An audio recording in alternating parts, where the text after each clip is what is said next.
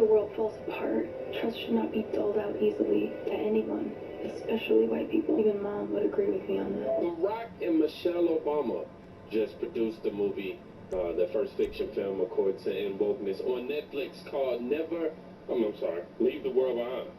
I thought was the plot. Anyhow, the movie Leave the World Behind, me and my wife have seen most of it. We haven't made it to the end. Tried to sleep on it, I'm gonna keep it real. But our observations were like, yo, this seems very anti-white. This seems to also allude to very real things that can happen. The plot is about a cyber attack that shuts down all power and cripples the United States. And the question right after that says, predictive programming? So is this all within the plan? Imagine, I mean seriously, imagine if there were two white people who said that about black people. I can see Disney thinking about making a remake of this stuff. And the excuse is going to be, inclusion, diversity and inclusion. It was too black. We needed to... Is her mom white? I got to watch the end of this movie. And of course, these days, you got to sneak in an inclusion scene. Whether that's, showing same-sex couples, whether that's speaking about racism, whether that's the victim. It's something that always got to insert it in every movie these days. But at this point, it seems like they're not even hiding no more. Check out this clip. This woman pointed out so many things that went over my head. And I think if you've watched it at this point, or even if you haven't watched it yet, check this clip out. I promise. these what do we call these? Spoilers. Okay, spoiler alert. I'm telling you, you're gonna want this. Last night we watched a movie called Leave the World Behind. I'm not a big movie watcher, but my husband is, but I usually just sit in here and read while he watches whatever. But I tuned into this one. It's a new movie just released on Netflix, and it's based off of this book. And it was produced by the Obamas. Surprisingly, there are a lot of things.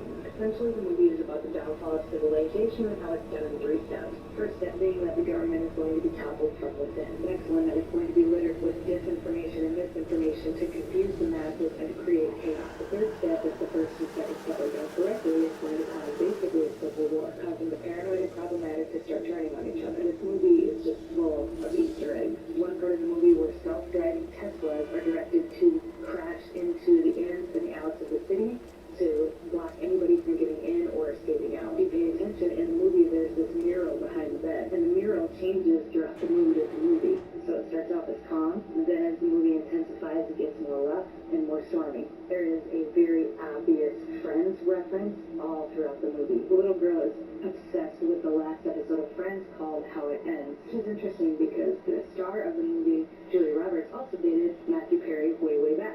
Matthew Perry, who also passed away earlier this year. The movie also references like billionaires and their bunkers, and it references the cabal on Way More Than Money. The heart of it is that the cabal has fallen, and so nobody is in charge, and this is what's leading to the fall of the United States of America, essentially. This is the message that everybody gets on their TV when it happens. It has a very predictive programming feel to it. But let me know, have you seen it? What other things did you notice? I mean, with the Obamas and the constant references to water, planes crash in the water, and a boat called the White Lion runs up on shore from the ocean. Everybody wants water. They're constantly drinking water. Here's some water. You want some water? Didn't the Obama chef just drown? I can't watch anything anymore. I can't enjoy anything anymore. To sum it up, the entire movie itself doesn't even have a plot. There's no real storyline to this movie, and the ending is awful. If I were not paying attention like I am, I would think the movie would be terrible. There's no resolution. There's no real start. It just seems like it's just here. Just here. It's just telling you. And one more thing. It talks about microwave,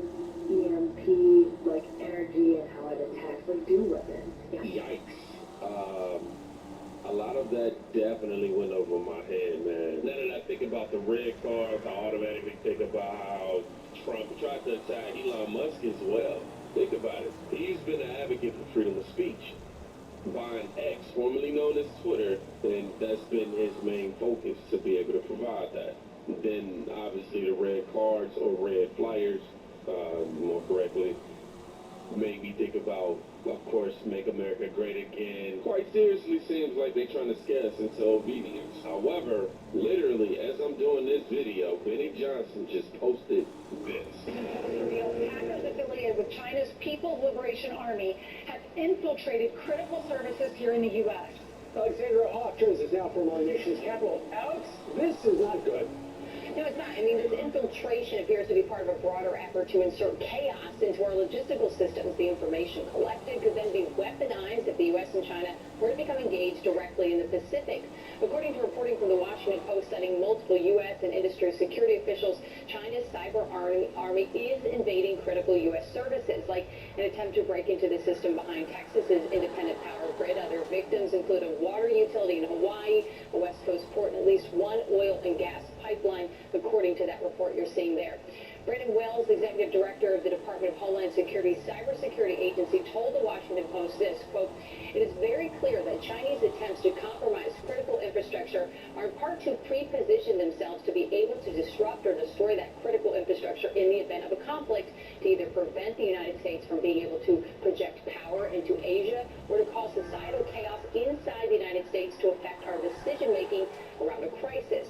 The report notes that over the past year, hackers affiliated with the People's Liberation Army in China have accessed the computer systems of about 24 critical entities. Y'all know I gotta read the first comment of this video, too. Did we ever find out why Biden let a Chinese spy balloon go across the United States? Nope.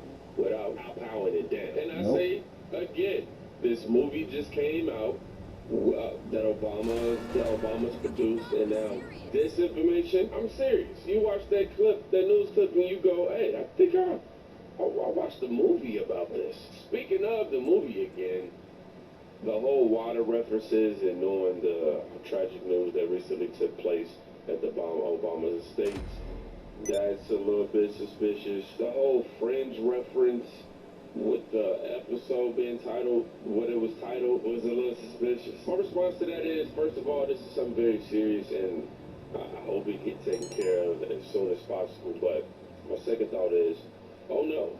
Hope is bullshit. Not near an election. Hope is bullshit.